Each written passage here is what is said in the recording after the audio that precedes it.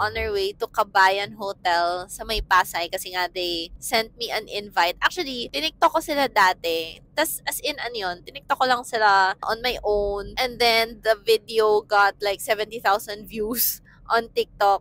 Tapos they messaged me na parang, hey, we wanna thank you for making a video. So, we're gonna give you a complimentary stay for 2. Ayun. So, that's why we're going there. Tapos, sakto. Kasi ako naman yung namili kung what day. So, I chose na sa birthday na lang namin ni Martin. So, parang staycation. Thank you, Kabayan. Masyado kayong makabayan for giving us complimentary on our birthdays. Yeah. Yes, appreciate it.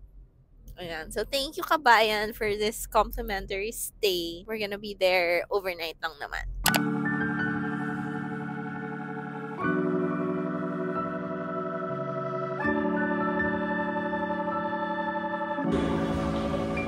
Hey guys! So, naka-check-in na kami ni Martin dito sa Kabayan Hotel. So, this is the superior room. So, let's do a quick room tour.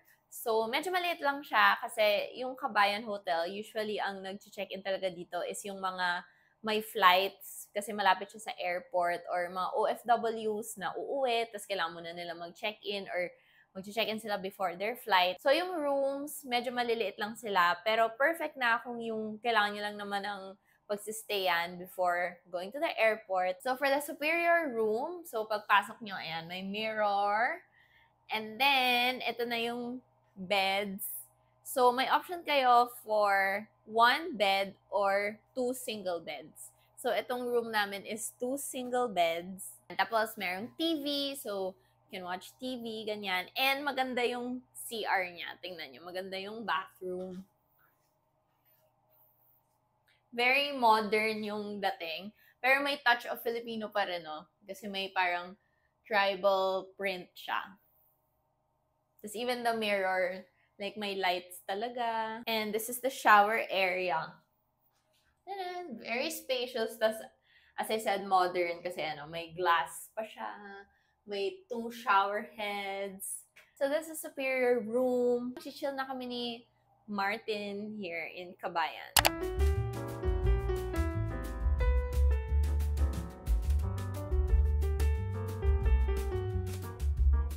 Nandito kami ngayon ni Martin sa restaurant dito sa Kabayan Hotel. Yung restaurant nila, yung name, Salo. So, we're gonna have dinner here para staycation feels talaga. Ayaw na namin lumabas. So, dito na lang kami magdi-dinner. And yung in-order namin, pinakbet, binagoongan rice, and beef kare-kare. Kasi dito sa Salo, ang specialty talaga nila, mga Filipino food. Since marami nga sa mga guests nila, mga OFW, mga balikbayan, so syempre na-miss yung Filipino food. Kaya, yun talaga yung sinaserve nila dito. And ang ganda ng restaurant kasi yung mga upuan niya, yung mabibigat talaga na kahoy na may solihiya. So, parang yun sa mga lumang bahay, ganon. So, talagang Filipino feels. And si Martin, busy siya mag-thank you sa mga birthday greeters. Pero ang gusto ko talagang pasalamatan, Kabayan Hotel, Salo Restaurant, itong dalawang to, made my day special. Kasi dawn of the end of my birthday kasi tapos na yung birthday ko na Friday, tapos Sunday na ngayon, Easter na. So, pa-die down. And it's like a cherry on top. Parang it's like a fried ube halaya on top. Yung titikman namin, which is their specialty. So, nakakatuwa kasi ang saya ng staff dito, masarap kausap, they're very nice, very accommodating, and at the same time, it's clean, it's nice, it's very warm, it's very friendly. Order pa lang kami, but I'm sure yung food namin ganun din. Warm and friendly.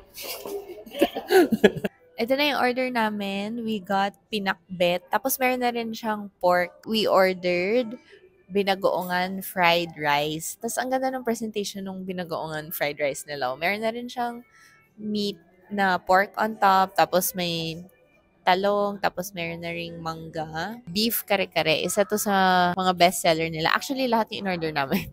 Yan yung parang mga recommended nila. Yan. For dessert, ito, unique to. Kabayan Hotel special to. Fried ube halaya. Ube halaya siya na binalot sa wrapper, tas crispy siya. So, let's try that. We also have ube halaya lang, pero meron siyang makapuno toppings. Tapos for drinks, we have fruit shakes. I got watermelon shake. Tapos si Martin naman, mango shake. Guys, ang sarap nung food. Sinimulan ko ng kainin kasi tiniktok content ko na siya. Pero lahat masarap. As in, itong pinakbet niya, kahit yung ampalaya, no joke, hindi siya mapait. So, it means tama yung preparation siya kapag kaluto ng ampalaya. Tapos, yun nga, may ulam ka na rin. Meron na siyang parang crispy pork on top. Tapos, there na talaga siya dun sa binagoongan fried rice. And then, itong binagoongan fried rice, kahit wala ka ng ulam na rin siya. Kasi nga, meron na rin siyang pork, tapos meron pa siyang fried eggplant, tapos may ensalada pa siya. So, actually, kahit ito lang, ulam na kasi malasa na siya. Especially with the bagoong. And then, syempre, the highlight din is this beef kare-kare. Tapos, malambot yung beef niya, tapos generous din yung serving ng gulay, di rin malata yung gulay. So, ang sarap. Lahat masarap. So, I think kung nagka-crave kayo ng Filipino food, especially coming from, let's say, a flight, ganon, or galing kayo ibang bansa, magugustuhan nyo talaga yung food dito. Alright guys, let's give it a try.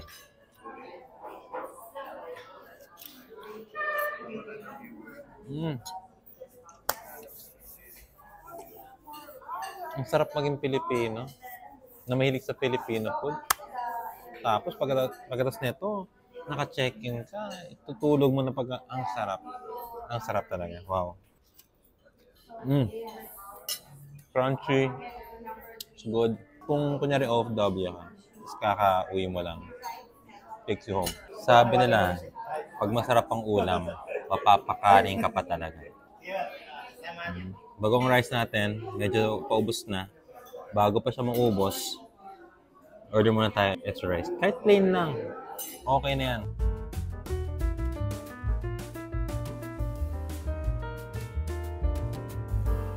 Ito yung fried ube nila. And, gawin natin ASMR. Ay, may langka pa siya sa gitna. Akala ko ube lang. ASMR.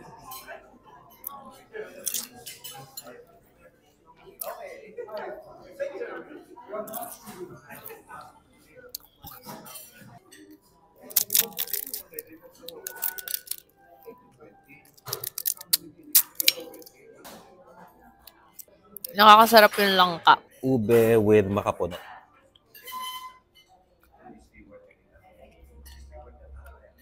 Punong-puno ng sarap. Very natural yung ingredients. I love it. Good morning! Hey, it's your birthday. It's your birthday. We're gonna party like it's your birthday. It's my birthday today! Bumaba na kami to have breakfast doon ulit sa Salo Restaurant because our room comes with free breakfast. Kabayan, you have been very much celebrating with us. Yes! Feel na feel yung birthday vibes kasi naka-staycation. You know? Yes. Sarap. Very relaxing. Very staycation feels talaga. Okay, let's go have breakfast. Ito pala yung hallway. And ang ganda din kasi pati yung hallway, meron pa siyang ganito, oh.